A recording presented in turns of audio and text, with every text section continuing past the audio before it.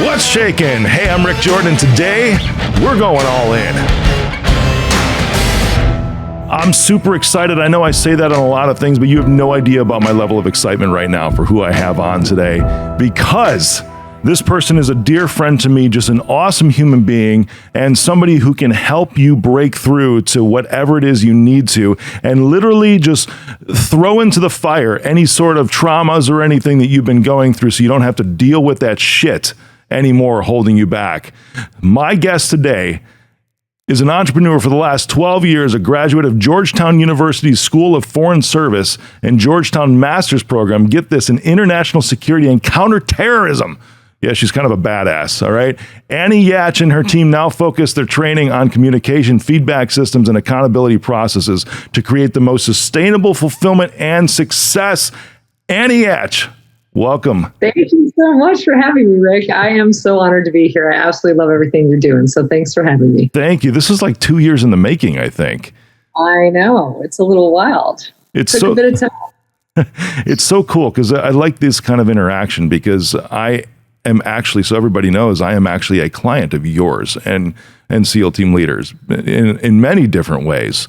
So a lot of the things that we're going to talk about today are just things that I've even experienced personally that you've helped me through, and a lot of the self-work. And I thank you. I mean, in front of like 50 countries worldwide, thank you for being who you are. You've been a big part of my life.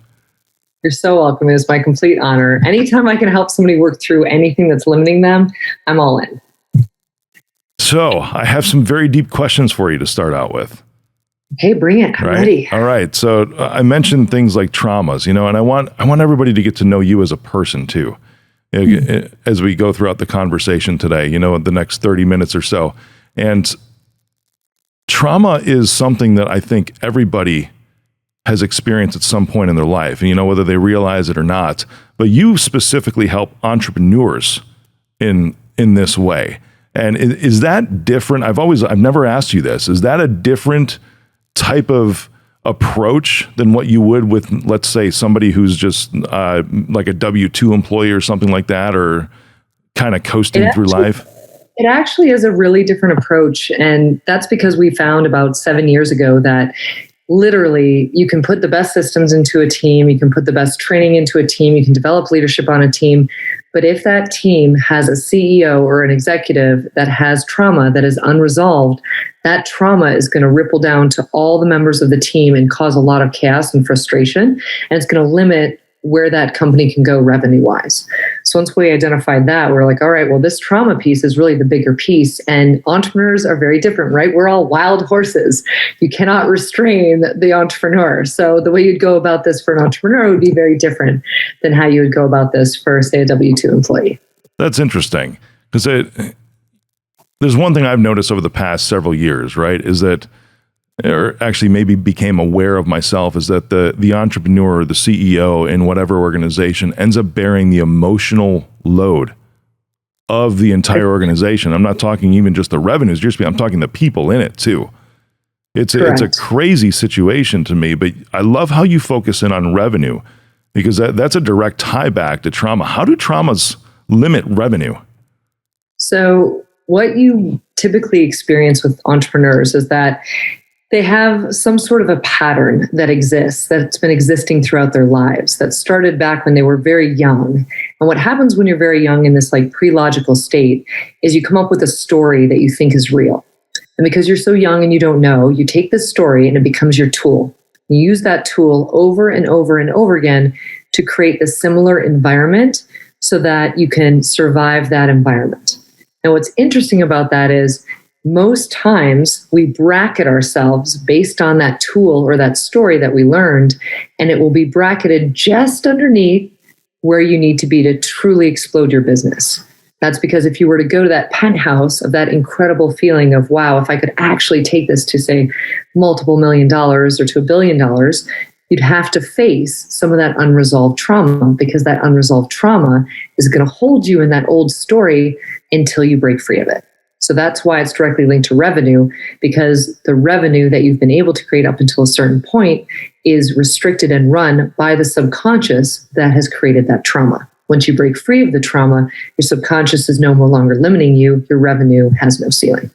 The way you're talking, describing this, which is beautiful, by the way, because it hits like all the feeling meters, and it's is when you're talking about limiting the revenue, is that and using this as a tool, right? It's kind of the way you describe it as a tool, I'm going to call it a stupid tool right now, because who wants to be limited in their revenue, right? As an entrepreneur, who wants to be limited in their potential? So you've got this tool that you keep using, but it's a stupid tool.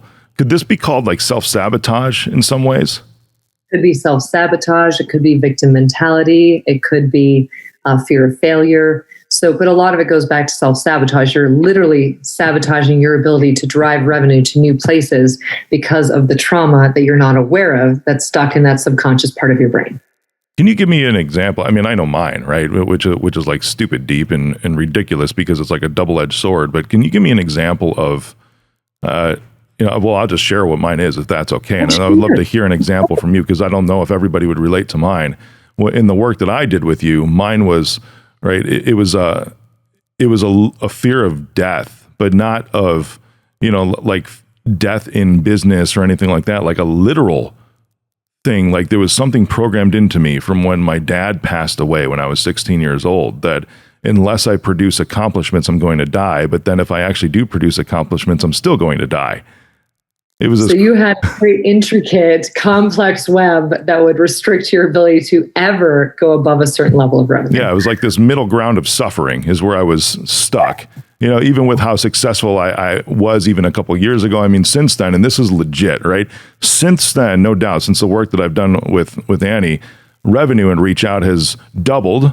We've gone public, and now we're looking at $1 billion valuation in a few years. So this is real stuff. And I mean, you would think like fear of death is kind of like a cliche thing, but for me, and I didn't even realize it, it's still crazy to look back at, is that if I were to actually achieve, I felt I was literally just going to right there fall on the floor and be done. Consciously. It's not conscious. It's all subconscious, right? But most of us can't figure out what that restrictive thought or story or tool is because it's caught in the 11 million data points of your subconscious. We can only harness maybe 40 data points at any one time in the conscious mind. So think about trying to sift through 11 million data points on your own to figure out what is this trauma? What is this story? What is this tool that I keep using over and over again, getting the same result that's restricting my purpose, my greatness, my impact in the world? It's pretty crazy. What's another example that you could give? I mean, obviously we're not naming names or anything, but I mean, mine's a little extreme maybe. I think it is. When I look back, I laugh now when I look back on it. But it's really not, because entrepreneurs have such a complex web in their minds anyway of everything they're creating all the time.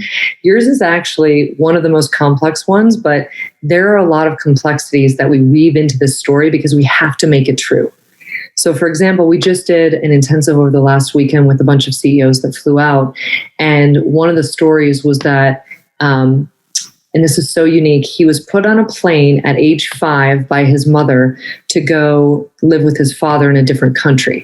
And when a 5-year-old's put on a plane, the 5-year-old believes that they have died, that they are dead. And so in that moment, he suspended all time.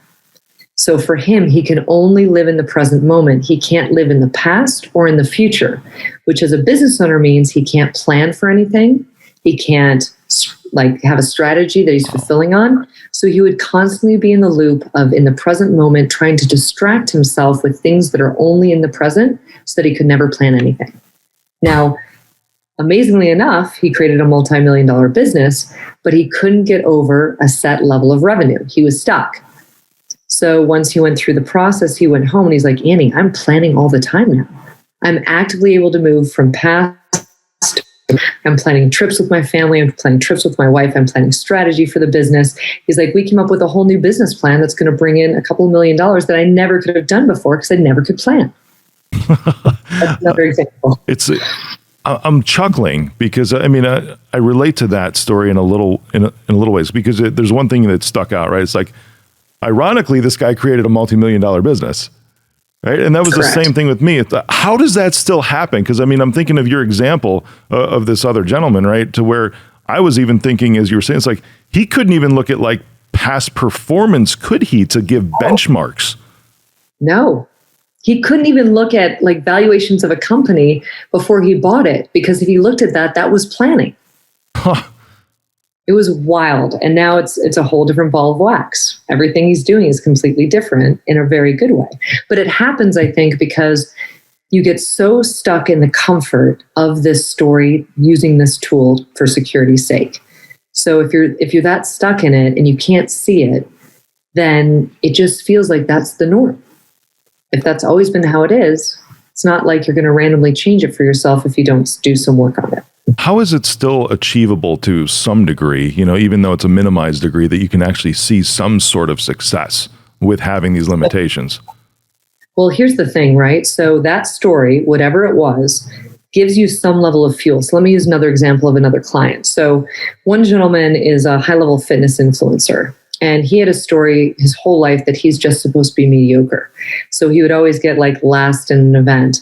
And that actually drove him to put extra pressure on himself to get him out of that mediocre performance into something higher. So his whole life, he used the drive or the fuel of, I don't want to be mediocre, to completely expand his business. But then he got stuck at a certain level, because fuel like that, to not be mediocre, only gets you so far. There's got to be a higher level of emotional resonance or connection that you have to something that's greater than that old fuel to break through that trauma story. So for him, he did a lot of work on that. I don't have to be mediocre anymore. I'm already living in the greatness. There was a lot more that went into it, right? Because it's a very complex process. But now, I think right after we completed the process, he went out and he brought in a $1.3 million weekend in 2 days. I love that. Just like, I guess there's something about this that works. I'm like, that is very accurate, right? So it just blows your mind the more you see. And the beautiful thing about trauma, I wish more people understood this. And if people take nothing else away from this call but this, if you do the work on your trauma, you actually are able to identify your greater calling in life, because that calling is directly linked to the trauma story and the trauma lesson that you learned. So there's no reason, from my perspective, not to delve into the trauma and not to do some of that work, because not only will you get the ROI of new revenue growth, personal growth, but you're going to be able to let go of some of those old stories that completely limited you, and it will impact your family, your friends, your network, your business.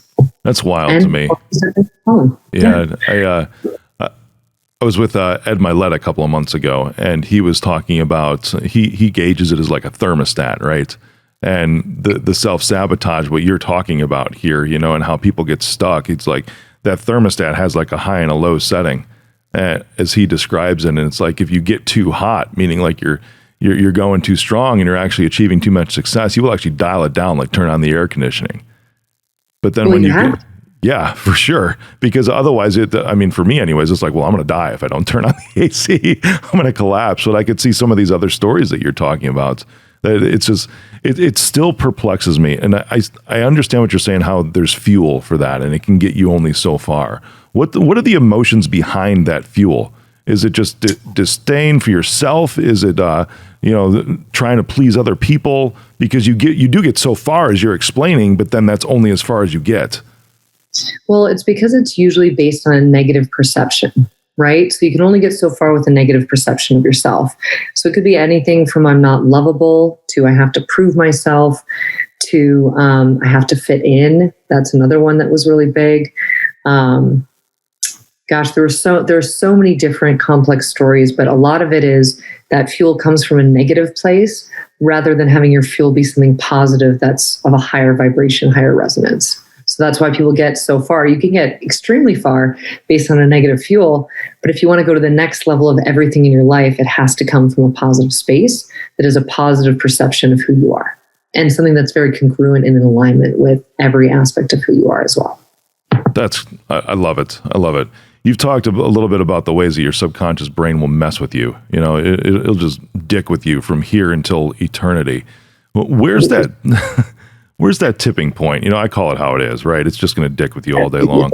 But where's that tipping point? Because I'm assuming, which I think, by the way, if you're listening to this and you're an entrepreneur, and even if you don't realize it yet, Annie is somebody that can help you. I'm speaking from personal experience on this, but I'm sure that you talk with people and they're like, you know what? I don't know if it's really for me, right?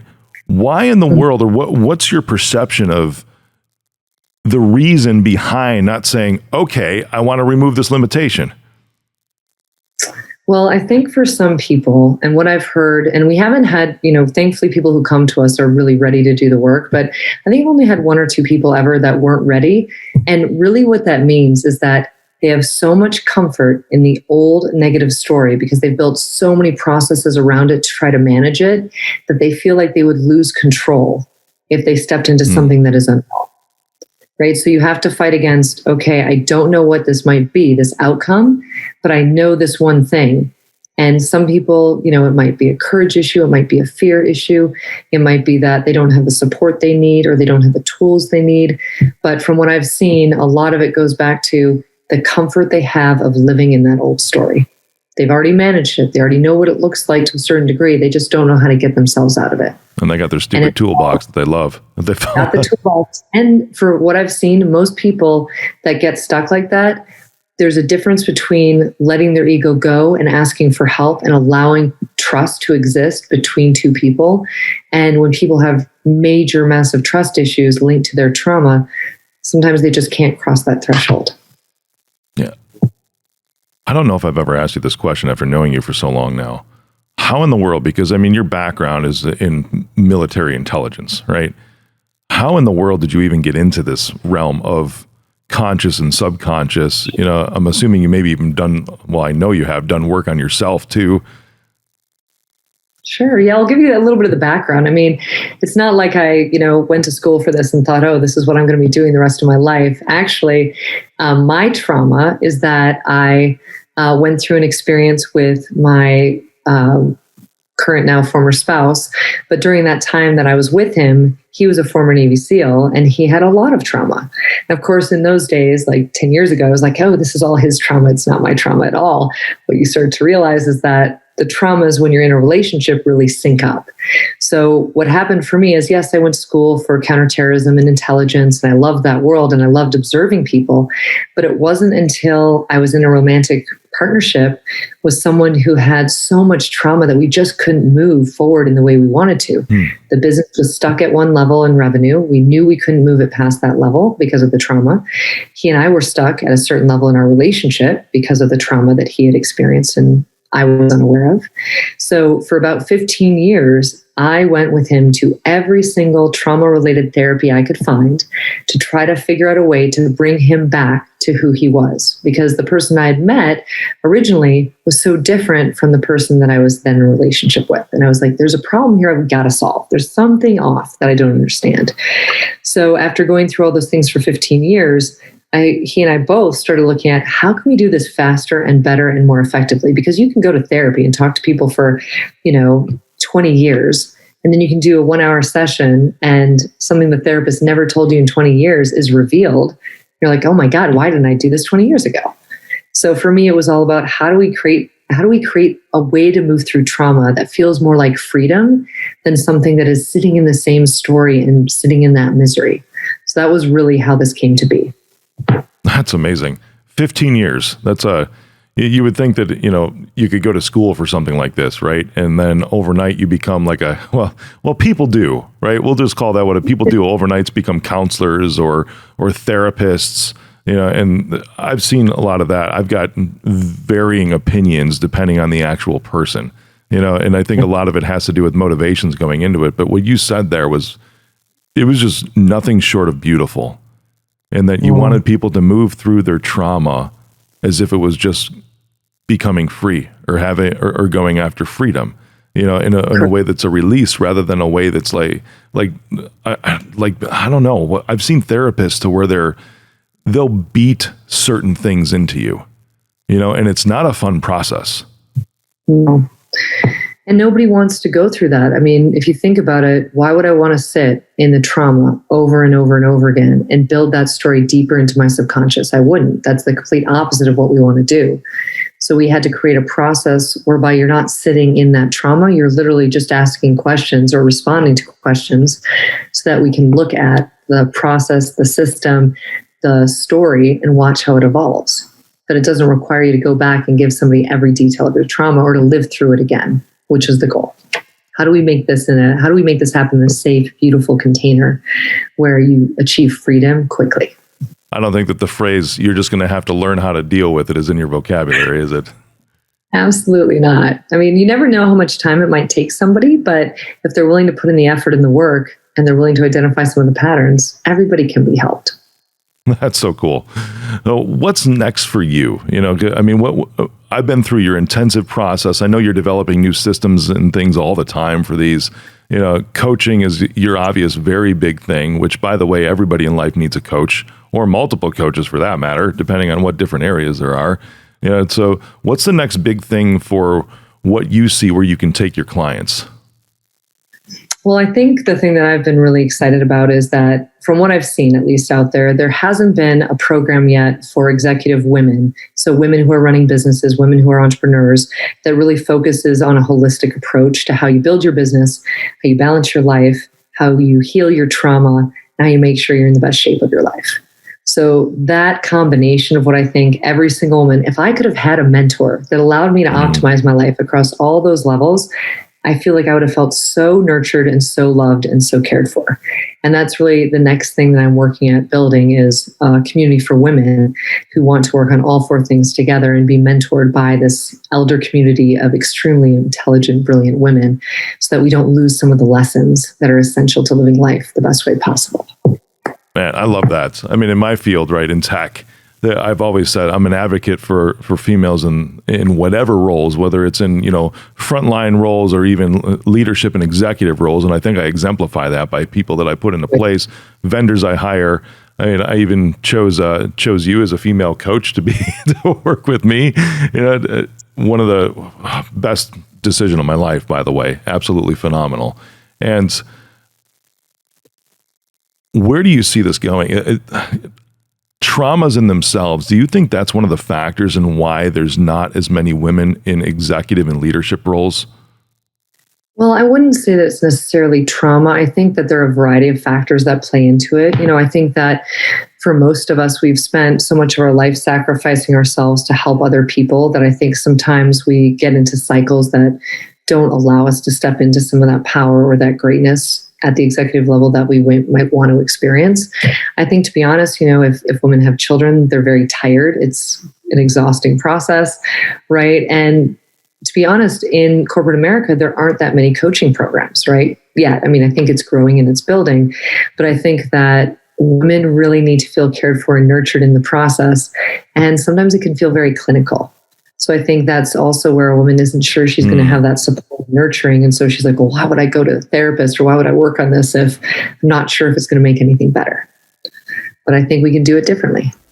No doubt we can. My brain was going to, the traditional roles and sort of like pleasing the people that are around you because of what society has impressed upon, as far as what the traditional roles of the traditional definitions anyways of what a man and a woman in a relationship have to be, and what the parts they have to play at home. You mentioned having kids. In my opinion, I think it's all bullshit. For the most part, that either can do what fulfills both of them, and then there's no limitations whatsoever. But I do think, though, that after you have kids, you sort of lose yourself a little bit as a woman, and it's that process of, when do I get to put time, energy, and effort into reclaiming who I am? Most women aren't able to do that effectively without support. That's interesting. What's the best place for that support to get? How do you work through that? Because I can, from an outsider's perspective, I could see that happening. Where women go through a phase in their life to where they are the moms, and moms are moms. That's a true statement, right? Moms are moms, but I think that as a woman, when you're a mom, you sometimes forget the dimensionality of who you are, right? There's the you when you were single, there's the you when you have children, there's the lover, there's the, executive. There are all these different aspects of a woman, and it's really hard after having children, when you're already exhausted, to figure out, who am I again, and how am I stepping into those roles in a way that really serves me and supports me. It's hard to do alone. That's what I've experienced and what other moms are telling me. Awesome. Annie, you're amazing. Everyone go find Annie. Best place would be LinkedIn. Look her up at Annie Yatch, ANNEYATCH. You can find these links in the show notes too. And you're just amazing. Blow my mind. I love what you're going to be doing for women now in the next phase that you're moving into to help that demographic. Thanks for spending time with me. Oh, anytime. You're one of my favorite people ever. I just think everything you're doing for women in the IT space is phenomenal. And I love the group that you brought together in support of everything you're creating. So thank you for bringing such great impact into the world. Sweet. You want to break free of whatever and go all in, contact Annie. Have a nice day.